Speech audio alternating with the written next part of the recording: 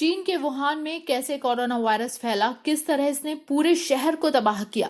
चीन ये सब पूरी दुनिया से छिपाए बैठे रहा, लेकिन चीन का ये सच छिपा है उस वुहान डायरी में जो एक महिला द्वारा लिखी गई है। दरअसल जिस वक्त चीन के वुहान में कोरोना फैला, उस वक्त फेंग फेंग नाम की महिला हर रोज डायरी लिखती थी। डायरी में वुहान का सारा सच लिखती थी।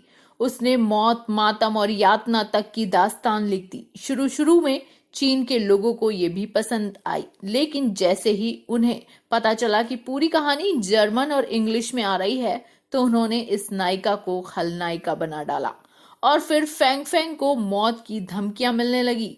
अवार्ड विजेता लेखिका फेंग फेंग को अब जान से मारने की धमकी मिल रही है। धमकी खुद चीन की तरफ से मिली है और फेंग फेंग का कसूर सिर्फ इतना है कि उन्होंने वो सच बयां किया जो चीन में घटा है। उन्होंने इस वुहान वायरस के बारे में लिख दिया जो पूरी दुनिया में तबाही मचा रहा है। उन्होंने 76 दिनों के वुहान लॉकडाउन में डायरी लिखी। फेंग फेंग ने उस समय वुहान की स्थिति, चीन अथॉरिटी की करतूत, अस्पतालों में मरीजों की दुर्दशा, शमशान और कब्रिस्तानों में फैले मातम के बारे में लिखा। इतना ही नहीं, उस महिला ने ये सब लिखा तो लिखा, लेकिन ऑनलाइन भी कर दिया। बस इसी डर से चीन उनके पीछे पड़ गया। फेंग फेंग की ये वुहान डायरी अब जर्मन और इंग्लिश में छपी है। फेंग फेंग ने डायरी के ऑनलाइन वर्जन में कुल 64 पोस्ट डाली हैं। उन्होंने जो देखा वो लिखा, जो सुना वो लिखा। जब दुनिया कोरोना को ठीक से जान तक नहीं पाई थी, तभी उन्होंने डॉक्टरों के हवाले से दुनिया को बताया कि बीमारी संक्रामक है। उनकी साफ गोई दुनिया के दिल में उतर गई और बहुत से लोग फेंग फेंग की लेखनी के कायल हो गए।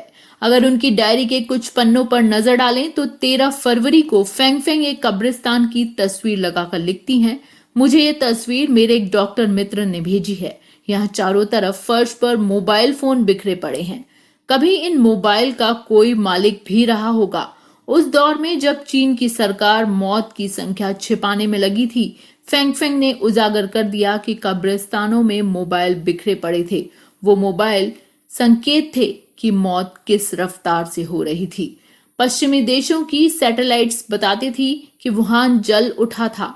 उनकी लाशें उस दौरान जलाई गई कि सैटेलाइट ऊपर से हवा में सल्फर की मात्रा का अनुमान लगाकर मौत के आंकड़े बता रहे थे। पश्चिमी देशों में इस बारे में बहुत कुछ लिखा गया, मगर चीन के रिकॉर्ड बुक में मौत के आंकड़े 3500 के आसपास रहे। इन आंकड़ों को पिछले हफ्ते ही चीन ने थोड़ा संशोधित किया है। वुहान डायरी की लेखिका फेंग फेंग ने जो अपनी आंखों से देखा उसे दुनिया को बताया। उन्होंने मौत की कहानी बताई, चीन की चालबाजी बताई, आंखों देखी कोरोना के कहर के एक एक सच को बताया। अपने शहर वुहान में मौत के तांडव की वजह गिनाई। चीन भले ही फेंग फेंग की जान का दुश्मन बन गया हो, लेकिन वो अपनी लेखनी पर अडिग हैं। तभी तो चीन का वो सच बाहर आ रहा है जिसे दुनिया अब तक कानाफूसी करते हुए कह रही थी। कुल मिलाकर चीन चाहे जितनी दलील दे, लेकिन वुहान डायरी की लेखिका के खुलासे ने उसका एक और चेहरा सामने ला दिया है।